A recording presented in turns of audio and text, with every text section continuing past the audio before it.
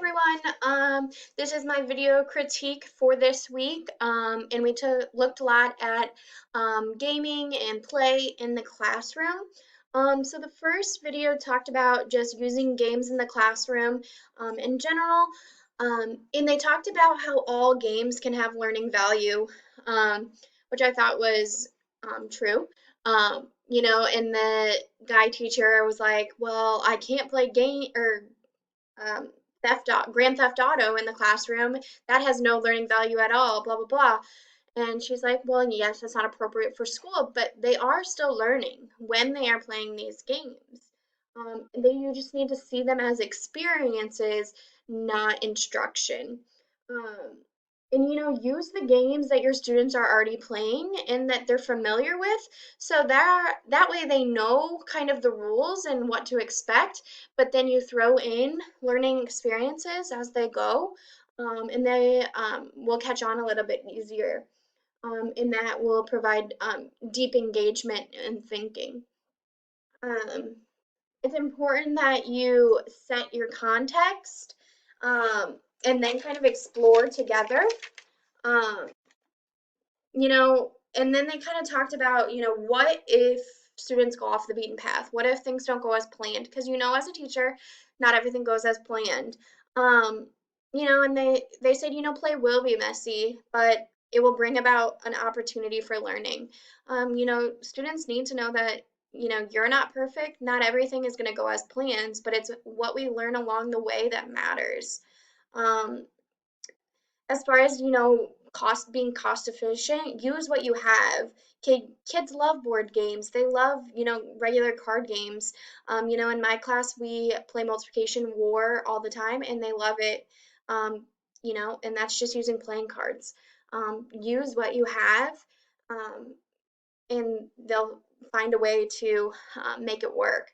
um, it also talked about using like inaccuracies to drive inquiry. So like use the problems, or if they got something wrong, and then explain what they need to do it right, or how they can make it right. And afterwards really conference and be like, okay, explain how the game compares to what you're learning in class, or compares to reality, that sort of thing.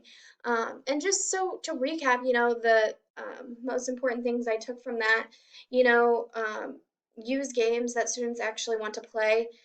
Games are experiences and not instruction, and use their mistakes to drive that instruction, and or to drive future instruction. And bottom line, have fun with your kids. Um, that's the most important thing. And then for our second video, it was a TED Talk, which I really enjoyed. And the major question here was, can you change education at the core? He talked about the education system as a system and engagement crisis. School is supposed to be fun, and we need to get back to that. And so what he did, he talked to his students, which I thought was interesting, and teachers need to do more of. Get, you know, use your students as a resource. And what he found was, that students were saying that school is boring, it's repetitive. Why do we need to know this? Or give me a reason to care. And so he took those things and kind of restructured everything, and found out that you need to make your students have a reason. It's not just they do this every day, this is what they have to do in order to get good grades. Make them want to learn and give them a choice. Let them be creative, and kind of trust them. And so what he did, he brought in gamification.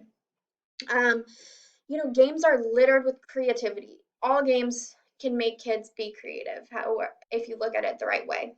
And there's nothing wrong with play and fun. He talked about how he got a lot of backlash and people were like, what are you doing?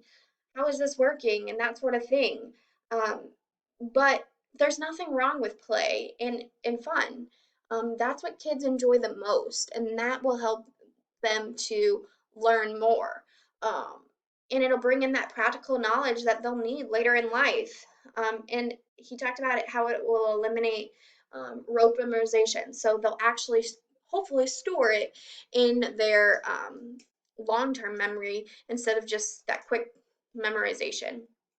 Um, and so bottom line, we need to take risks as teachers. He talked a lot about how we fear change because it's not how it's done in the past. And we fear failure. We don't want to fail in front of our kids. And we're very resistant to that.